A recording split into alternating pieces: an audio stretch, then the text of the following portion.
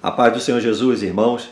Hoje nós queremos compartilhar com os irmãos a respeito de um tema muito importante que é aprenda a temer a Deus. Fala-se muito de amor, né?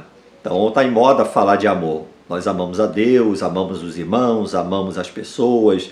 E aí, em nome do amor, as pessoas elas estão se envolvendo num laço, num embaraço tão grande com as coisas do mundo, e tudo isso com a desculpa de que devemos amar. E eu quero mostrar para os irmãos, nós separamos aqui, não é, Magda, alguns versículos, para mostrar para os irmãos que existe o amor do mundo e o amor de Deus, não é? Por quê? Porque em nome do amor, irmãos, eu posso falar o que eu quiser, eu posso vestir a roupa que eu quiser, eu posso frequentar os lugares que eu quiser, eu posso fazer tudo porque eu tenho a liberdade de amar. Mas vamos definir amor e vamos definir para os irmãos também por que eu tenho que temer a Deus, não é? Então, existe o amor de Deus e o amor do mundo, não é, Magda? Vamos ver 1 João, capítulo 2, versículo 15. Diz assim: não ameis o mundo, nem o que no mundo há. Se alguém ama o mundo, o amor do Pai não está nele. Veja que ele diz: não ameis o mundo, nem o que no mundo há. Porque se alguém ama o mundo, o amor do Pai não está nele. Bom, então existe o amor do Pai e o amor do mundo. O amor do mundo. E uma característica assim bem visível da pessoa que ama o mundo é que ela se inclina para tudo que o mundo faz. E de uma maneira ou de outra ela quer se encaixar nisso. Mesmo ela frequentando a igreja, dizendo que aceitou Jesus como Salvador, né? Mas a característica dela é que ela tem a total inclinação para tudo que é do mundo. Ela se sente perfeitamente confortável com as coisas do mundo, né? Ela abraça todas as atitudes do mundo, as características das pessoas do mundo. Ela consegue ter comunhão, ela consegue se sentir à vontade, né, com as práticas mundanas. E a Bíblia está dizendo que, né, aquele que realmente nasceu de novo não ama o mundo nem o que no mundo há, né? Se alguém ama o mundo, o amor do Pai não está nele. Então, para que a gente possa identificar bem, separar bem, né, aquele que é nascido de Deus, né, que realmente se converteu, né, ele tem o amor do Pai. E quando ele tem o amor do Pai no coração, ele aborrece as coisas do mundo. Verdade, né? Olha em 2 Tessalonicenses, capítulo 2, versículo 9 e 11. A esse cuja vinda é segundo a eficácia de Satanás, com todo o poder e sinais e prodígios de mentira, e com todo o engano da injustiça para os que perecem, porque não receberam o amor da verdade para se salvarem. E por isso Deus lhes enviará a operação do erro, para que creiam a mentira. Observa a consequência de rejeitar o amor da verdade? Deus entrega a pessoa à operação do erro, para que ela creia na mentira. Veja o perigo. Então está dizendo aqui, porque não quiseram receber o amor da verdade para se salvarem, Deus vai entregá-los à operação do erro para que creiam na mentira. Então existe uma consequência muito séria, muito grave, para aquelas pessoas que rejeitam viver no amor de Deus e preferem o amor do mundo, não é? Então tudo isso, irmãos, as pessoas estão ensinando em nome do amor, não é? Agora, o que isso tem a ver com o tema aprender a temer a Deus? Porque quando você vulgariza o termo amor, você acha que amor é livre, o amor ele serve para todas as qualificações, para todas as características que você queira aí qualificar, não é? O amor. Vamos mostrar que existe o amor de Deus e o amor do mundo.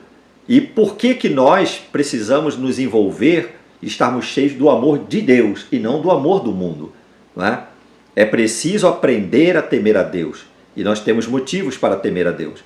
Deuteronômio, Magda, capítulo 31, versículo 12 e 13. Ajunta o povo, os homens e as mulheres, os meninos e os estrangeiros, que estão dentro das tuas portas, para que ouçam e aprendam e temam ao Senhor vosso Deus, e tenham cuidado de fazer todas as palavras desta lei.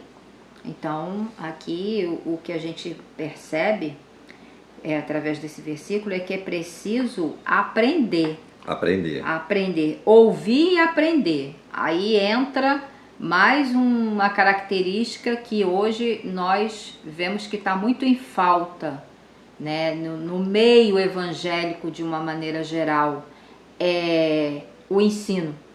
O ensino da Bíblia.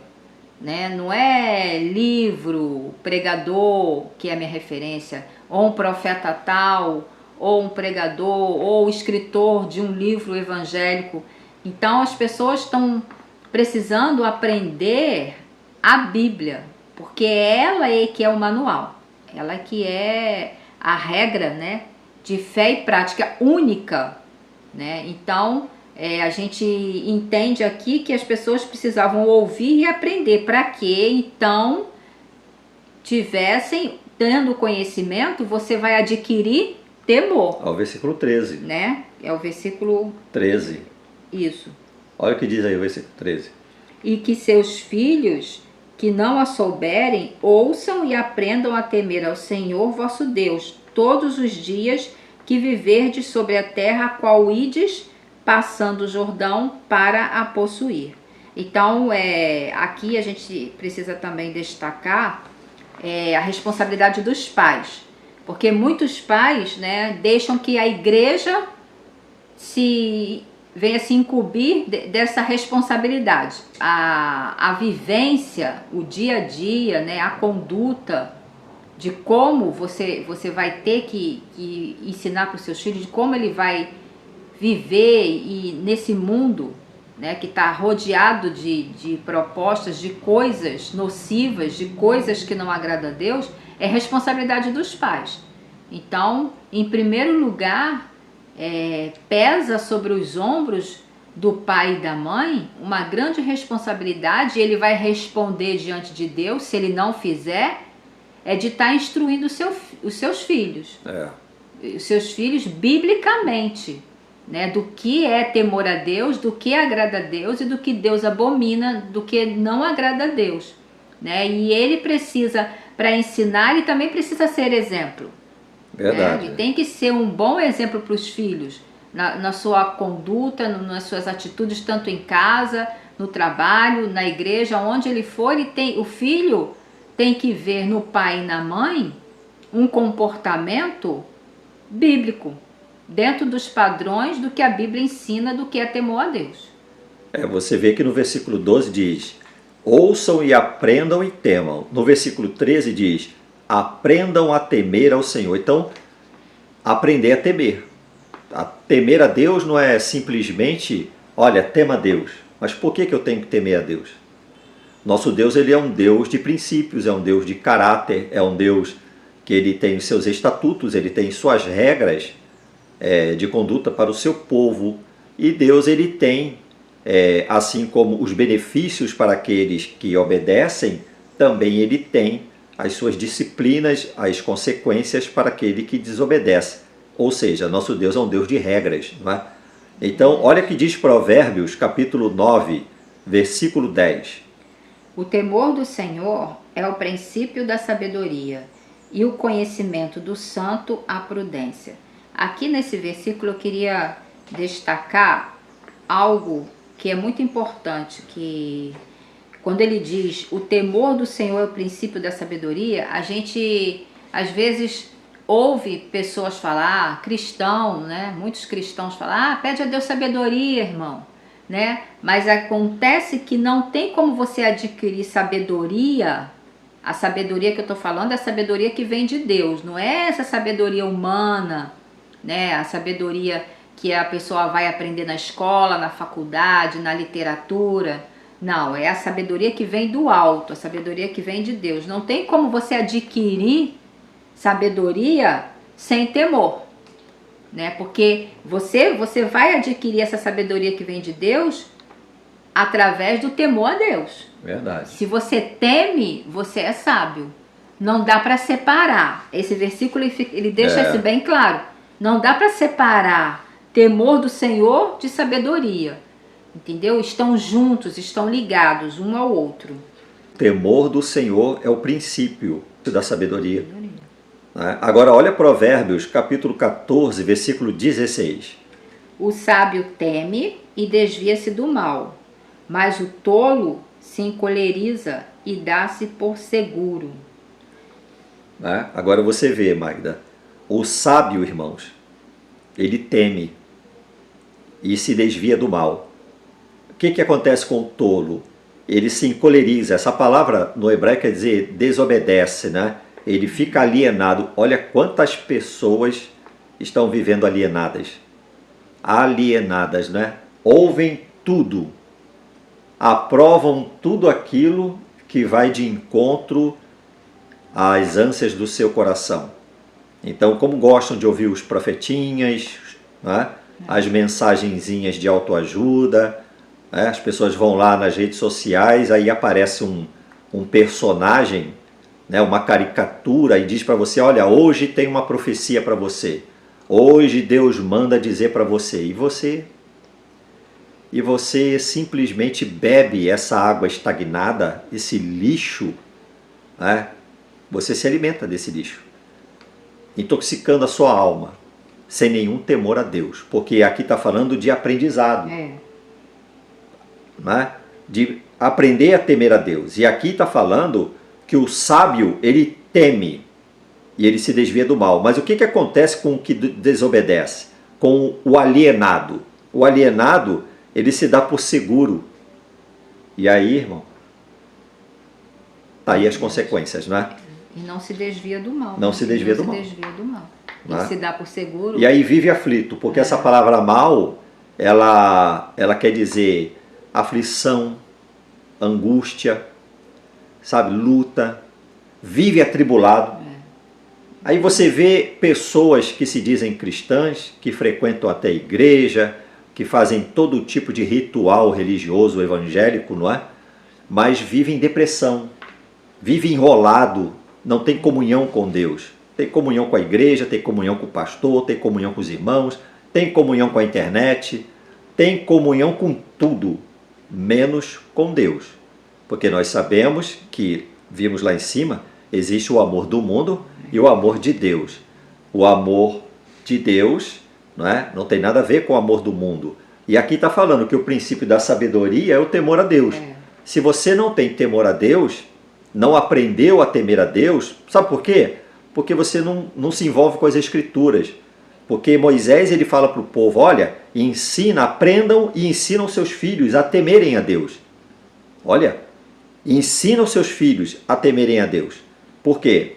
Eu preciso temer a Deus? Precisa. Nós precisamos temer a Deus. Olha, vamos aqui ainda, pela Provérbios capítulo 16, versículo 6. Pela misericórdia e verdade, a iniquidade é perdoada, e pelo temor do Senhor, os homens se desviam do pecado. E o que é pecado? Errar o alvo. Então, Deus tem traçado para nós um padrão de conduta, um alvo a ser acertado. E todas as vezes que nós erramos esse alvo, nós pecamos. E então, pelo temor do Senhor, os homens se desviam do pecado. Mas o que é pecado mesmo, não é? Vivemos numa era em que pecado é relativo. Então o que é pecado? Mas se você também não se envolve com as Escrituras, você não sabe o que é pecado.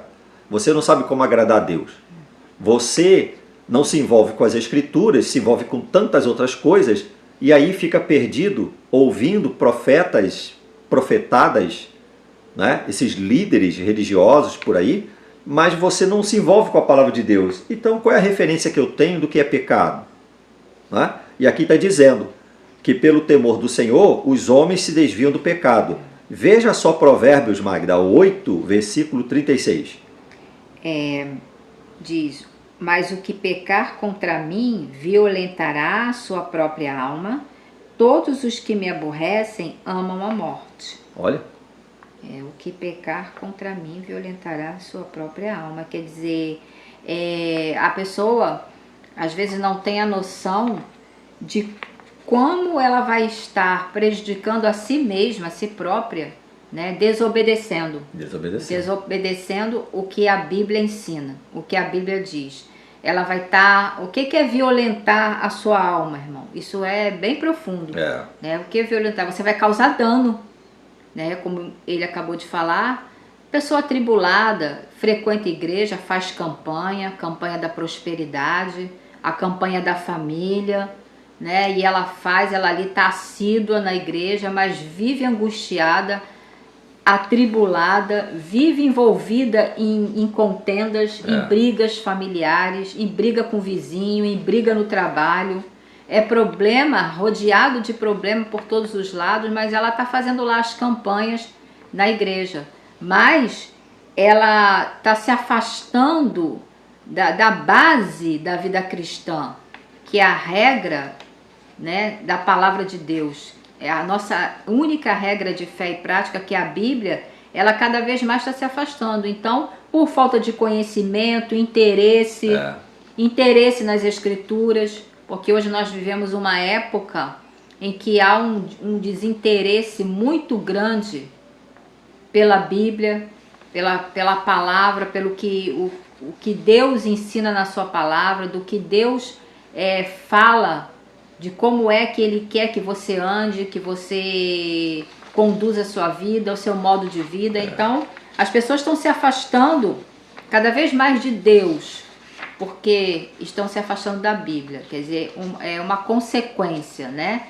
Mas não deixam de ir à igreja. Tem muitos obreiros aí que estão, né, dizendo que estão fazendo a obra, mas são pessoas que não teriam condição nenhuma, né, de se dizer obreiros, pessoas atribuladas, pessoas que não têm conhecimento bíblico suficiente para ser um obreiro, né, não é experimentado na palavra de Deus. O apóstolo Paulo, ele sempre falou isso, que a pessoa tinha que, né, manejar bem a palavra da verdade, a pessoa que tinha que estar bem amadurecida para que ela então pudesse servir, né, para que ela então pudesse ensinar a outros, né? Então é isso o que acontece.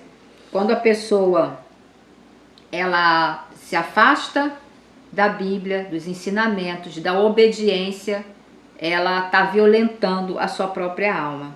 E, consequentemente, ela fica enlaçada pelo pecado, né? Vive embaraçada, né? Ela vive embaraçada com o pecado, ela vive uma vida emocional destruída, uma vida espiritual destruída, e as consequências estão aí, né? Dependente de calmante, de remédios, ou fazendo uso de tantas coisas para poder disfarçar a angústia, o vazio do seu coração. Porque aqui está dizendo que aqueles que me aborrecem amam a morte. A palavra de Deus nos fala, né, irmãos, que o salário do pecado é a morte.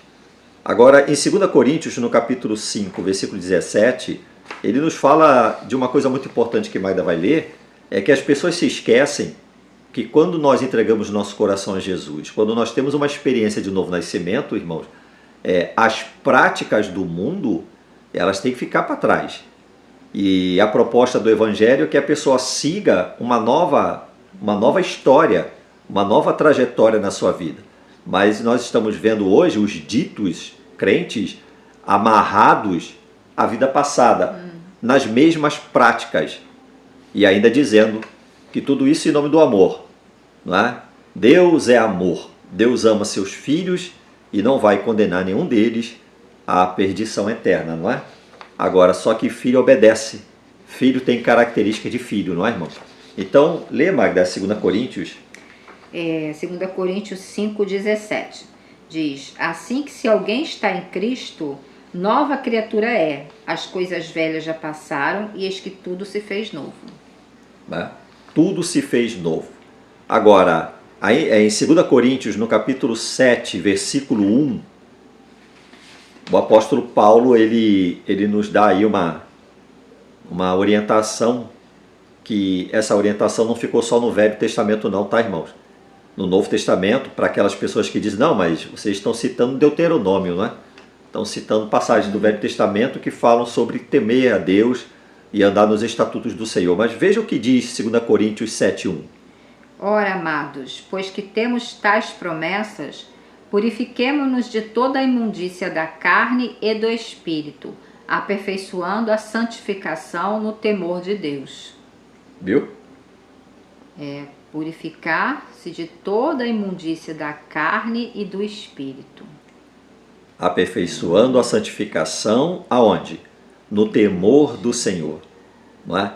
No temor do Senhor. Então, vamos nos purificar de toda a imundícia da carne e do espírito, e há pessoas que não atentam para esse aviso do apóstolo Paulo.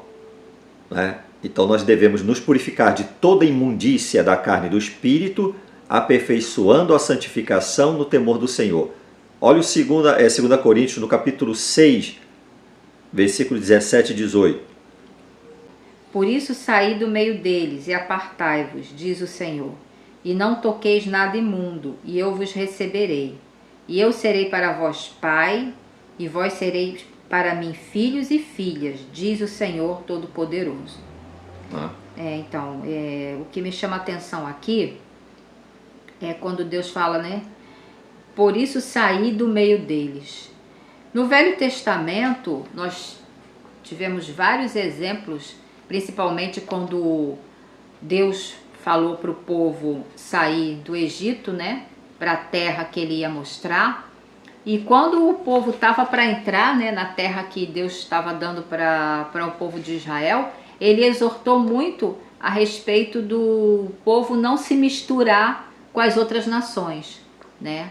E o que me chama a atenção aqui quando ele diz sair do meio deles, né, que você, quando você é um cristão, é claro que você tem que frequentar no seu trabalho, você tem que frequentar uma faculdade, você tem que estar na escola, você tem que estudar, você tem que ir num comércio, comprar uma roupa, ir numa loja, você tem que trabalhar, mas você não pode deixar com que os costumes das pessoas que estão ao seu redor, o ambiente que te rodeia, né, que te cerca, venham te influenciar, né? Então, o que eu me lembro que no Velho Testamento, quando Deus falava isso, é que que o povo não deveria aprender os costumes das nações, porque eles iriam ser mal influenciados. É verdade. Né? Eles, os filhos, iriam ver aquelas práticas, né? Aquela idolatria, aquele paganismo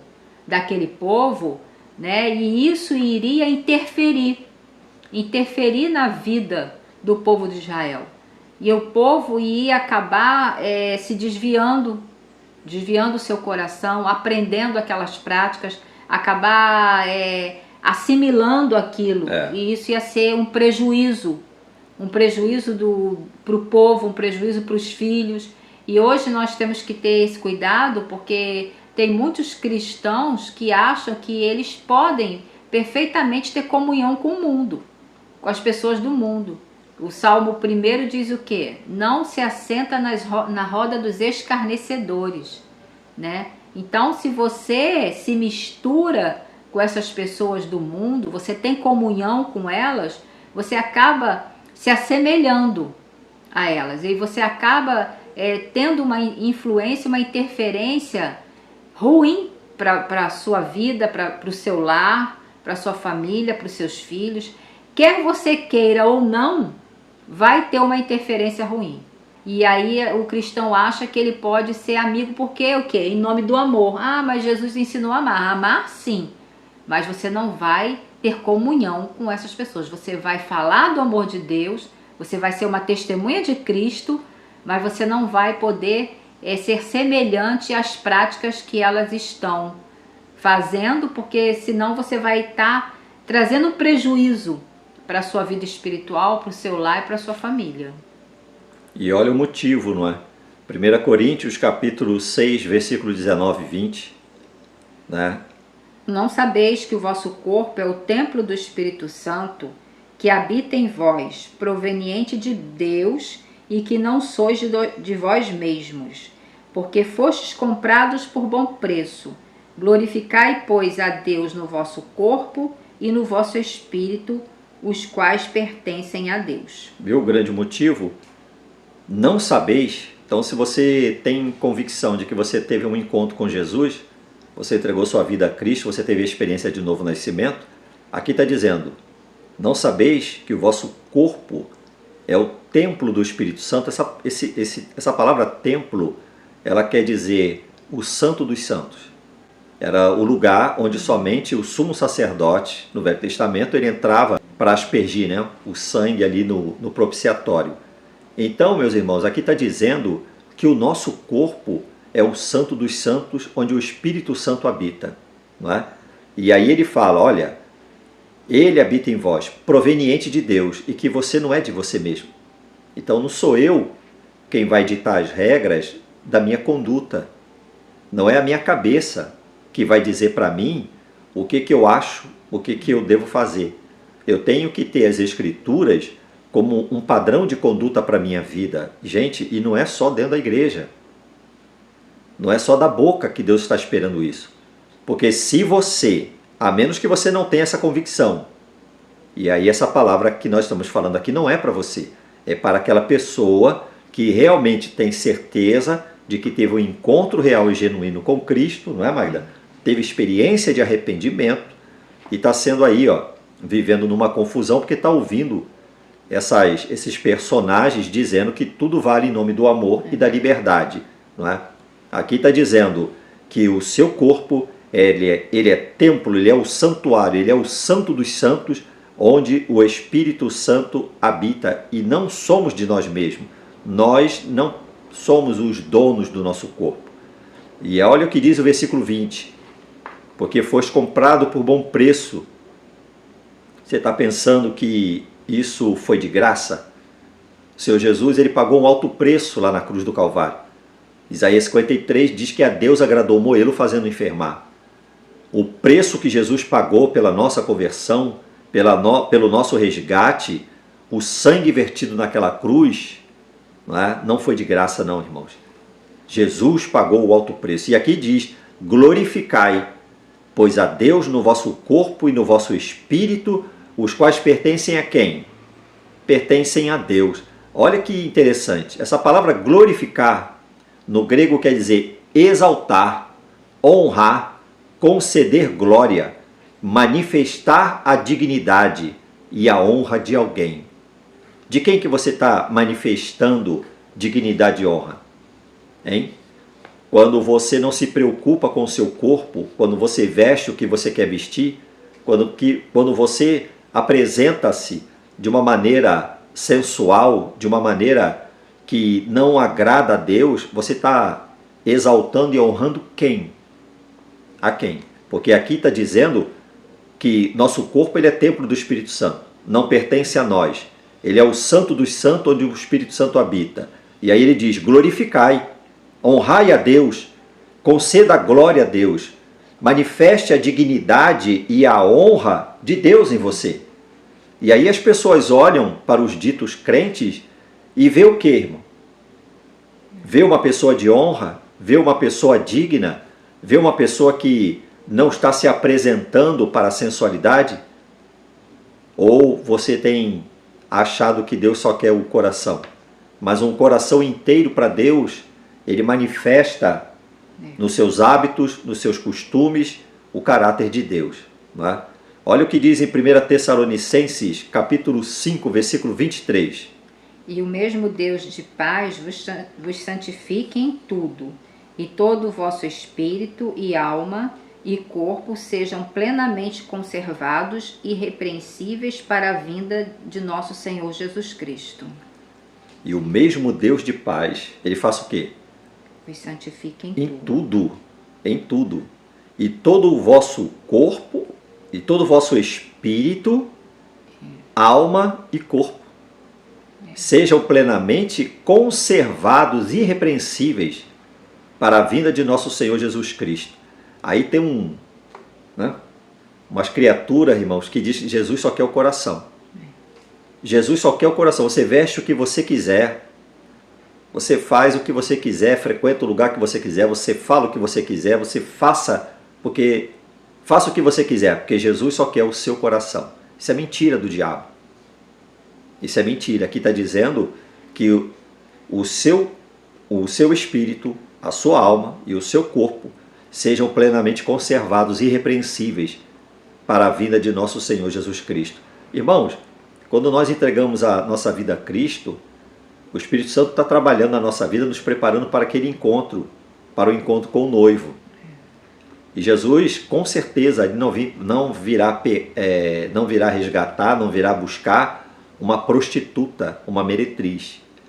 A igreja de Cristo, ela é imaculada. Ela foi comprada pelo sangue do Cordeiro. Resta a nós mesmos nos perguntarmos: eu faço parte dessa igreja? Eu faço parte desse corpo?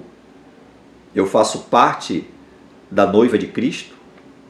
Com certeza, Jesus não vem buscar uma igreja que não seja pura e imaculada. Agora veja bem, Romanos capítulo 6, versículo 13. Nem tampouco apresenteis os vossos membros ao pecado como instrumentos de iniquidade, mas apresentai-vos a Deus como vivos dentre mortos, e os vossos membros a Deus como instrumentos de justiça. Essa passagem aqui também chama atenção aquilo que já foi falado, né, anteriormente sobre o corpo, quando principalmente as mulheres, né, principalmente o público feminino, que é muito levado pela cabeça do mundo, que tem toda a mentalidade avessa, totalmente contrária a pudor e modéstia. E quando a Bíblia diz que a mulher ela tem que se vestir com pudor e modéstia, né? Então é isso que a Bíblia ensina. E nós vemos, infelizmente, mulheres cristãs, né, se moldando de acordo com o modelo mundano de vestimenta, né? Ela apresenta aqui, ela faz o que a Bíblia está dizendo para você não fazer. Você está apresentando os vossos membros ao pecado por instrumento de iniquidade. Então, a mulher que faz isso usa os decotes da vida, aí, os vestidos super justos, as roupas que marcam todas as suas formas, as saias justas e curtas, né? Ela está oferecendo o corpo dela como instrumento de iniquidade, o que a Bíblia está dizendo que não é para fazer, né? Então, uma mulher assim, ela não tem temor de Deus nenhum. Quando ela se arruma, quando ela se olha no espelho, ela sabe, porque a Bíblia diz que existe a lei da consciência, que ela não está honrando a Deus com aquela vestimenta. Ela sabe que aquela roupa, né, ela vai provocar o quê? A sensualidade, a cobiça. Ela sabe disso. Mas mesmo assim, como a gente viu anteriormente, a pessoa violenta a sua própria alma, né? Ela perde muito, né, da comunhão com Deus, ela perde da presença de Deus, ela perde em ser uma serva de Deus, uma pessoa que mostra, né, com a sua vida, com as suas atitudes, seu comportamento, de que ela é uma mulher cristã, se vestindo dessa forma.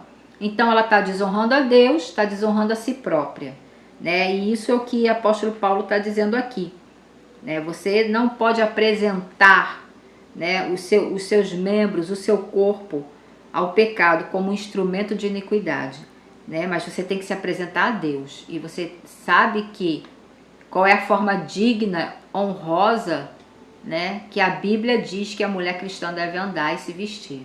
Pois é, olha o detalhe aqui, ó. Pecado, o versículo 13, né? O pecado como instrumento de iniquidade. Uma das definições para iniquidade é a quebra da lei. É a quebra das regras de Deus, né? Então, quando nós quebramos as regras de Deus, cometemos iniquidade, que é pecado. Mas iniquidade aqui é a quebra da lei. E aí ele fala também, olha, a segunda parte. Mas apresentai-vos a Deus como vivos dentre os mortos, e os vossos membros a Deus como instrumentos de justiça. Essa palavra justiça, ela quer dizer vida de acordo com Deus, de acordo com a justiça de Deus. Tá vendo aí? De acordo com a justiça de Deus, com aquilo que é aceitável a Deus, né? Agora vamos ver, irmãos, Romanos 12, versículo 1 e 2. Rogo-vos, pois, irmãos, pela compaixão de Deus, que apresenteis os vossos corpos em sacrifício vivo, santo e agradável a Deus, que é o vosso culto racional. Então, aquilo que já foi dito anteriormente, né? Você tem que saber, como uma cristã, como um cristão, como é que você vai se apresentar, né? Como é que você vai se vestir, como é que você vai se comportar, né? Isso tudo faz parte. O sacrifício vivo é a sua vida. É você que é o sacrifício vivo, que deve ser santo e agradável a Deus, ou seja, aceitável a Deus. Né? O seu culto racional. É o culto racional. Entendeu? É você cultuar a Deus com o que você é, com o que você fala, com a forma que você se veste, a forma como você vive, como é que é sua conduta no trabalho, na faculdade, na escola, diante dos vizinhos, aonde você está, na igreja. Você tem que ser exemplo dos fiéis, é o que a Bíblia ensina. Então esse é o culto racional que o apóstolo Paulo está falando aqui. Né? O culto não é somente aquele momento que a pessoa está dentro da igreja ou está reunindo um grupo para cantar, para louvar a Deus, para tocar um instrumento, para pregar, para orar. Não, o culto ele é constante, né? Ele é constante. E aí o nosso corpo ele deve ser apresentado a Deus como sacrifício vivo, santo e aceitável e agradável a quem, irmãos? A Deus. Todas as vezes que você for se vestir, você, irmão, você, irmã, se olha no espelho. Se olha no espelho e veja se você está despertando sensualidade, se você está despertando cobiça, se você não está preservando as suas formas masculinas, femininas, se você está sendo instrumento de cobiça, de iniquidade, ou você está sendo um instrumento de justiça. Se Deus tem se agradado da sua maneira de se vestir, não é? E tem o versículo 2. Olha o 2, agora. E não sede conformados com este mundo, mas sede transformados pela renovação do vosso entendimento, para que experimenteis qual seja a boa, agradável e perfeita vontade de Deus. Então, essa palavra conformado é conforme, né? Tem esse sentido aqui nesse versículo. É conforme, é tomar a forma. Principalmente nos dias de hoje, pessoas, né, que se dizem cristãs, mulheres e homens, mas que a aparência dela não é de um cristão, não é de uma cristã, né? Então, ela toma uma forma, mas uma forma mundana de ser. Né? Ela se apresenta com uma forma do mundo, né? Conforme o mundo, assim como no meio evangélico os cantores querem trazer os ritmos mundanos, né? E moldar, né? Adaptar a uma letra que fala de Deus, a uma letra que cita a Bíblia, mas qual é a forma, qual é a melodia? É do rock, ou é do funk, né? Ou é música eletrônica. Hoje os cristãos estão querendo trazer né, para o louvor a Deus, e não é aceitável. A gente acabou de falar aqui o que é agradável a Deus, o que é aceitável a Deus.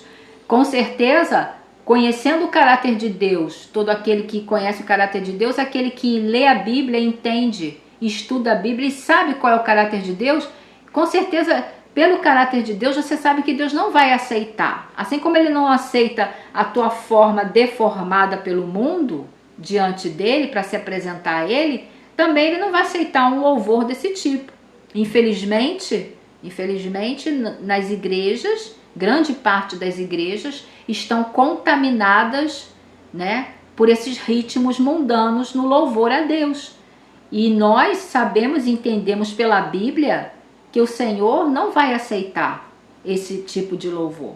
O louvor também tem que ser honroso, né? O louvor também tem que ser hinos e cânticos espirituais, né? Inspirados pelo Espírito Santo de Deus. E você vê essa palavra não vos conformeis, né? Conformeis, né? Se conformar. Olha a raiz dela, moldar-se conforme o padrão do outro, conformar com algo, tomar a mesma forma, adaptar-se em essência, orientar-se pelos critérios de alguém, imitação de um modo de conduta. Essas são as definições no grego para essa palavra conformar. não vos conformeis. Não é? Agora, veja bem, esse versículo, Magda, ele também nos dá aqui uma boa orientação, porque diz aqui, ó, o versículo 2, e não sede conformados com este mundo, né, mas sede transformados pela renovação do vosso entendimento, para que experimenteis qual seja a boa, agradável e perfeita vontade de Deus. Bom, então existe uma vontade de Deus, não a minha, não a da igreja A ou B. Então, mas como que eu vou aprender a vontade de Deus, irmãos, se eu não me apresento a Deus para servir? Né? Se eu não realizo o culto racional, se eu não começo, Magda, a querer aprender, como Moisés falou lá em Deuteronômio, aprenda a palavra, ouça a palavra, para que você aprenda como temer a Deus. Vem lá de trás. Vem lá de trás. Né? Então veja bem, né? E não sede conformados com este mundo. Né? Então o que Paulo está dizendo, olha, não se molde conforme o padrão do outro, do mundo. Não é? Ele diz, não se oriente pelos critérios do mundo. Não imite esse modo de conduta do mundo. Para quê? Aí ele fala, mas transformai-vos pela renovação do vosso entendimento. Está vendo aqui?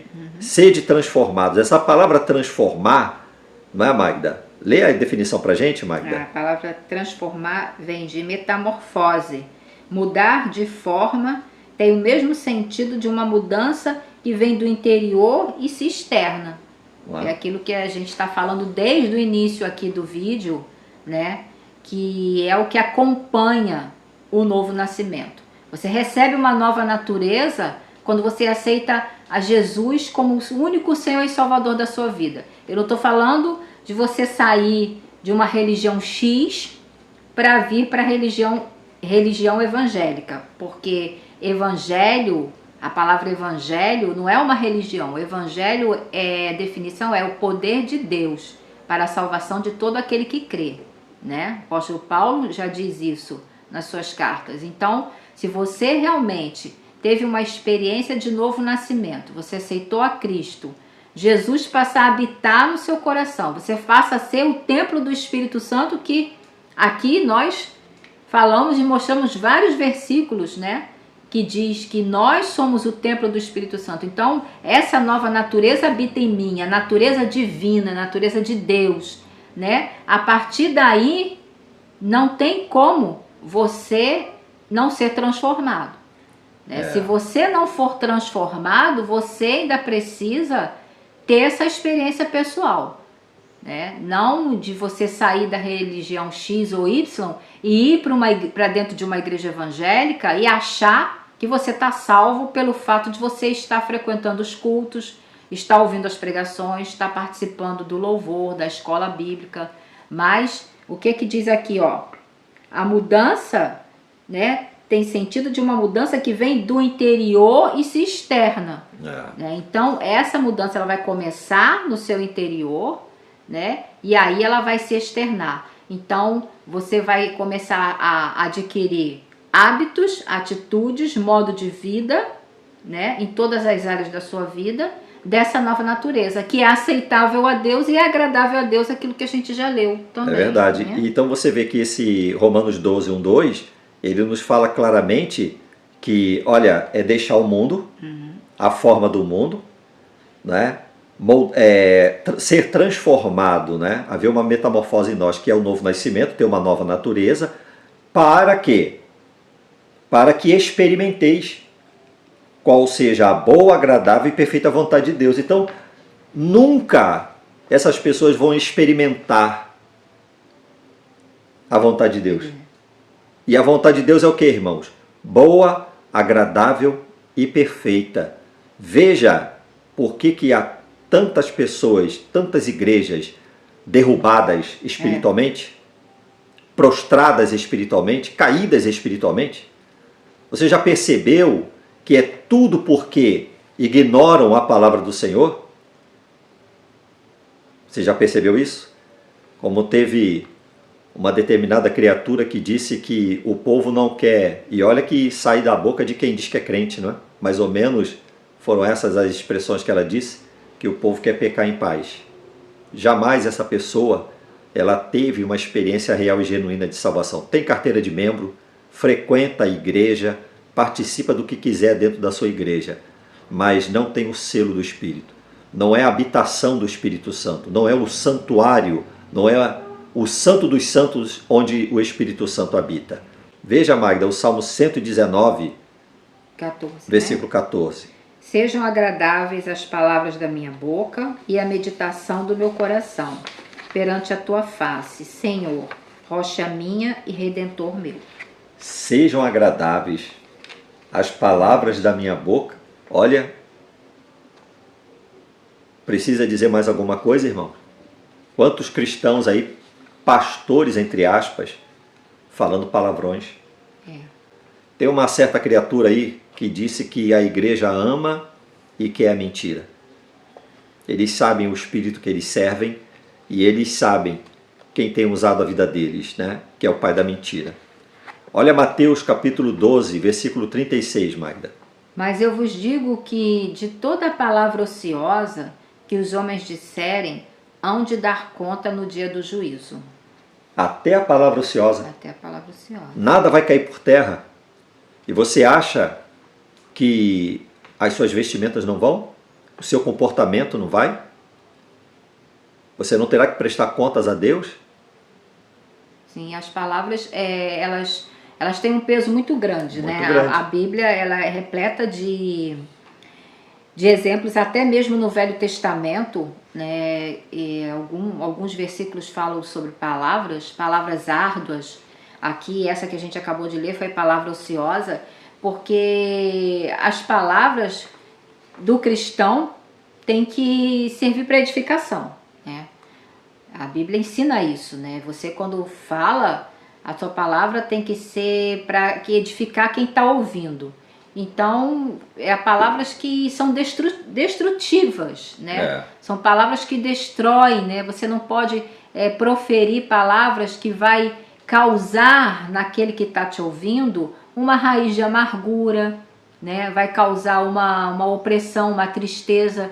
Você pode encetar um irmão em Cristo com uma palavra ociosa, né? Então, nós devemos ter muito cuidado com as nossas palavras, né? Até mesmo brincadeiras, saber, né, como é que a gente vai poder brincar com aquela outra pessoa de uma forma saudável. Verdade. Né? Entendeu? Então, as palavras do crente, ela tem muito peso diante de Deus. A forma como você vai falar com o outro, até mesmo quando você quer chamar atenção, se você quer exortar alguém, né, inspirado por Deus, né, o Espírito de Deus te incomodou a exortar um irmão, você tem que saber como é que você vai falar.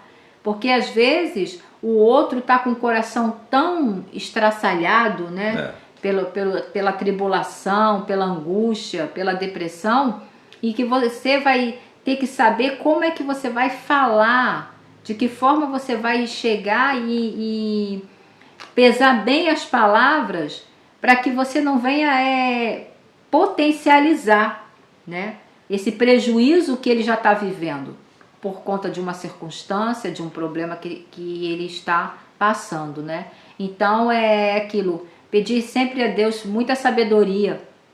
E quando você for falar com alguém, se você for exortar, se você for elogiar, se você for chamar a atenção de alguém, né, que você peça muito a Deus a sabedoria. Então, como a gente está falando que o temor está ligado à sabedoria, né? A sabedoria é o temor.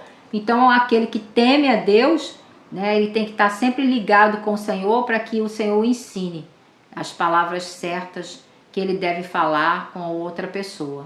Então, como o tema esse aprender a temer a Deus, nós estamos dando motivos pelos quais nós precisamos temer a Deus, não é? A coisa não é assim não, irmãos. Aceitou Jesus e cada um faz aquilo que quer, vive da maneira que quer. Isso não existe, né? Por quê? Olha Apocalipse, Magda, capítulo 3, versículo 19. Eu repreendo e castigo a todos quantos amo. Sê, pois, zeloso e arrepende-te. Olha o que Deus está dizendo aqui, ó. Eu repreendo e castigo, né? Eu disciplino a todos quanto amo. Então, o castigo de Deus, a disciplina de Deus, a repreensão do Senhor é porque Ele nos ama. Sê, pois, zeloso. E o Senhor nos exorta a sermos o quê? Zelosos. Você sabe o que é ser zeloso, não sabe? E arrependa-te. O que é arrependimento? Mudança de pensamento, de sentimento e de atitude. Olha Hebreus, Magda, capítulo 12, versículos 6 ao 8. Porque o Senhor corrige o que ama e açoita a qualquer que recebe por filho. Se suportais a correção, Deus vos trata como filhos, porque que filho há a quem o pai não corrija? Mas se estáis sem disciplina, da qual todos são feitos participantes, sois então bastardos e não filhos. Tá vendo? Então, se você se vangloria de viver, entre aspas, uma liberdade, né? Mas na verdade você não vive uma liberdade, você é escravo do velho homem. Então, se você vive realizando e satisfazendo os desejos da carne, sensualizando, mentindo, falando palavras que entristecem a Deus, tendo comportamentos avessos à vontade de Deus, você frequenta lugares que não agradam ao Senhor, bom, você tem uma vida, entre aspas, evangélica livre, não é? Mas aqui está dizendo, se você está sem disciplina, olha, o versículo 8, mas se estáis sem disciplina, da qual todos são feitos participantes, sois então bastardos e não filhos.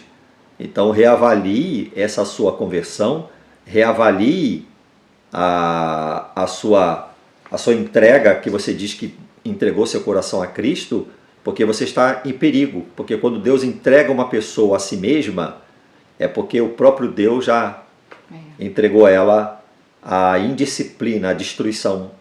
Porque o salário do pecado é a morte, né?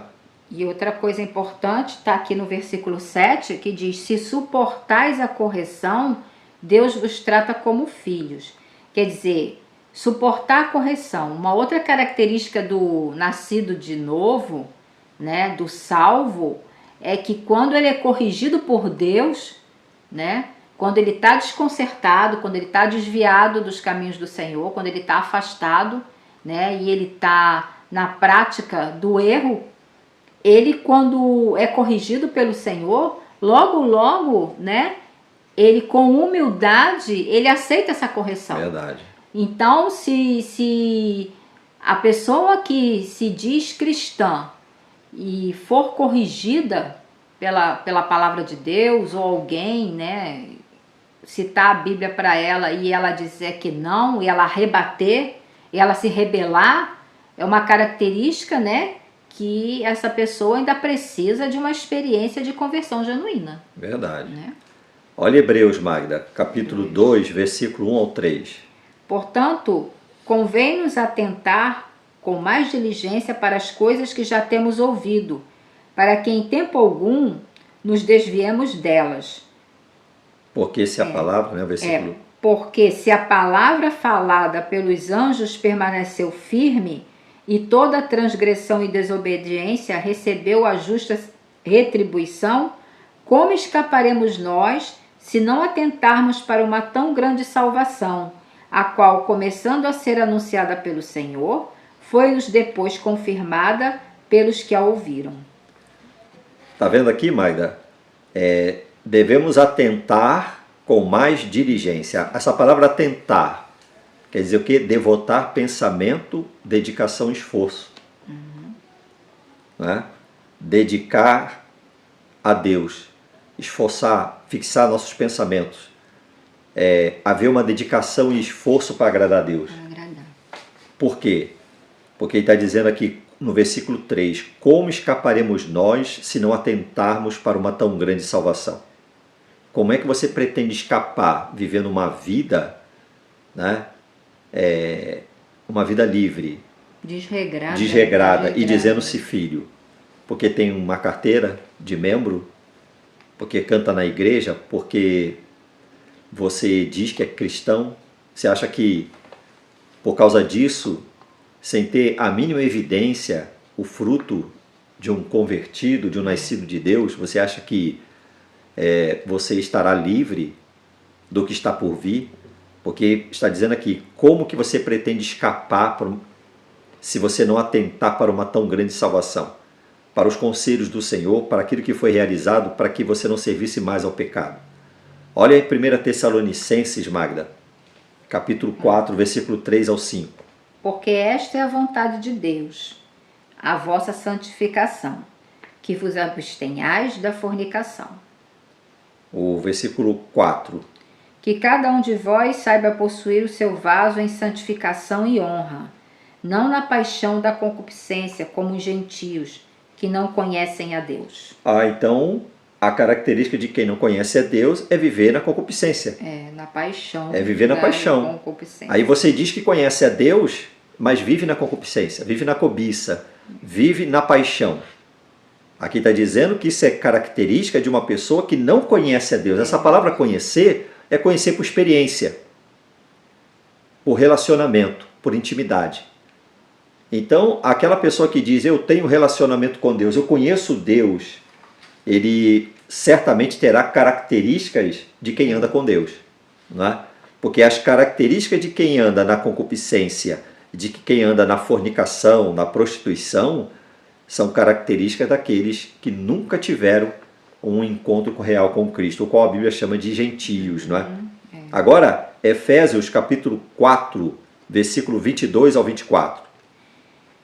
Que, quanto ao trato passado, vos despojeis do velho homem, que se corrompe pelas concupiscências do engano, e vos renoveis no espírito da vossa mente, e vos revistais do novo homem, que, segundo Deus, é criado em verdadeira justiça e santidade. Ele é criado em verdadeira justiça e santidade. Não é o seu conceito nem o meu do que é santidade e justiça. Não é o conceito do pastor A ou B, ou da denominação A ou B, que vai definir o que é verdade e justiça, como alguém falou, que isso é relativo na cabeça dele. Porque na linguagem bíblica está dizendo a verdadeira justiça e santidade, que está na palavra de Deus. Segundo a Crônicas, capítulo 19, versículo 9, nós vamos encerrar dando esse versículo para os irmãos, não é, Magda? E deu-lhes ordem, dizendo, assim fazei no temor do Senhor, com fidelidade e com coração íntegro. A outra tradução diz coração inteiro, né? Um coração íntegro, um coração inteiro, um coração sincero, transparente. E aí, assim fazei no temor do Senhor. Com o quê? Com fidelidade e com um coração sincero, um coração inteiro. Nós demos aos irmãos motivos para temermos a Deus. Precisamos aprender a temer a Deus? Você tem motivos para temer a Deus? Aqui está nos dizendo que nós vamos colher o bem ou o mal. Para toda ação haverá uma reação. Para toda semente que semearmos haverá uma colheita. Ou vamos semear para a nossa morte espiritual, ou vamos semear para a nossa vida espiritual, crescer cada vez mais no relacionamento saudável com Deus. Então, meus irmãos, temer a Deus é obrigação de todo cristão. Mas não tema da sua maneira, não. Tema da forma como Deus quer que ele seja temido. Deus tem princípios, Deus tem regras na sua palavra. O padrão de conduta para um cristão não está na cabeça nem nos dogmas de uma igreja, mas o padrão de conduta que Deus tem para o seu povo está na sua palavra. E é a obrigação de todo cristão examinar as Escrituras, envolver-se com a palavra de Deus, a fim de que possa agradar a Deus e a fim de que possa ser recebido pelo Senhor como filho, e não, meus irmãos, ser rejeitado como bastardo. Não é? Verdade. E nós podemos aprender também, através desse vídeo de hoje, que temor a Deus... quem ama a Deus, teme a Deus e traz, o temor, ele traz benefícios, né? Benefícios para nós, benefícios espirituais, benefícios para a nossa vida, para a nossa família, para o nosso lar. E quem não teme, né? Aquele que desobedece e não teme a Deus, ele só traz prejuízos, né? Ele só traz malefícios e prejuízos. E ele traz sobre a vida dele consequências ruins, né? E Deus, com certeza, E Deus, ele é amor, mas ele é justiça também. Ele vai ser disciplinado, como nós lemos, né? Vai vir a disciplina sobre aquele que não teme, né? E isso é uma coisa que tem que ser bem lembrada. O filho, ele se rebelar, ele vai ser corrigido pelo Senhor, ele vai ser disciplinado pelo Senhor. Então, que Deus abençoe a todos. Fiquem na paz do Senhor Jesus. A paz do Senhor Jesus, irmãos.